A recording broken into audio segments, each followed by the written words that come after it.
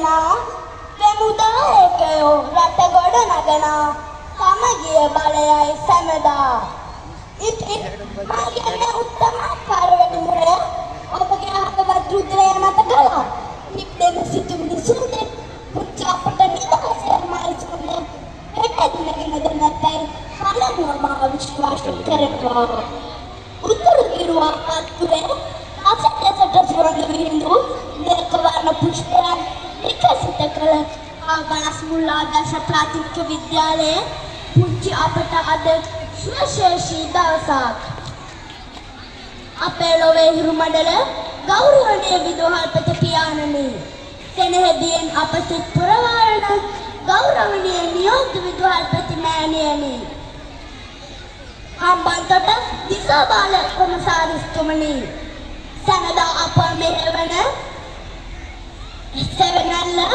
ආචාර්ය තමානි නිසංසලා ගුරු මෑණියනි සම්භාවනීය ඔබ සැමගෙන් අවසරයි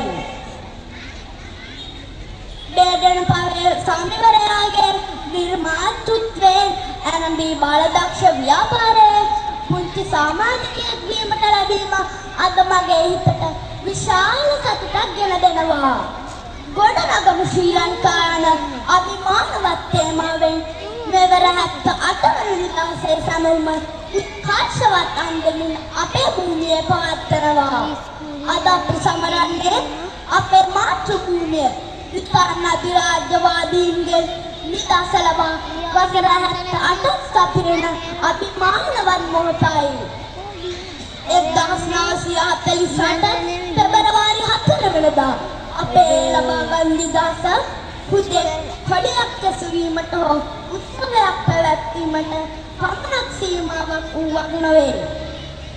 බාල ලක්ෂයන් සේදා ලබාගත් නිදහස අර්ථවත් කළ හැක්කේ විනයගරුක සහ ගුණගරුක පරපුරක් රටට දායාද කළහොත් පමණයි. බාල දක්ෂයෝ යනු පුරුබූතිකම ආචාරශීලී බව, කීකරු බව, විශ්වාසවන්ත බව, ප්‍රයෝජනවත් බව යන ගුණාංගයන් සපිරි තැනැත්තකුයි. බාල දක්ෂයෙකු සෑම විටම සිටිය යුත්තේ සූදානමින් සිටින තේමාව යටතේ. එදා නිදහස වෙනුවෙන් සටන් කළ වීරවරුන් තිබූ ඒ අපරාධිත ශක්තිය සහ කැපවීම අද අපේ බාල දක්ෂයන් තුළ පෙරදිය යුතුය. මිත්‍රනි 2026 වසර අප ජීවත් වෙන්නේ බුද්ධිම බුද්ධිය. ඩිජිටල් අවකාශය සහ නවීන තාක්ෂණය ලෝකයේ මෙහෙයවන යුගකයි. අපේ ව්‍යාපාරයේ නිර්මාතෘ බේදන් පවේ උතුමාණන් නිරන්තරයෙන් අවධාරණය කළේ ඔබ ලෝකයට ආවාට වඩා යහපත් තැනක් ලෙස ඉතිරි කර යන ලෙසයි. සැබෑ නිදහස යනු අනුමතය පිරිමුණව තමාරට ශක්තියක් විය මට්ටමේ තමාගේ වරිදෙන් දියුණු කර ගැනීමයි.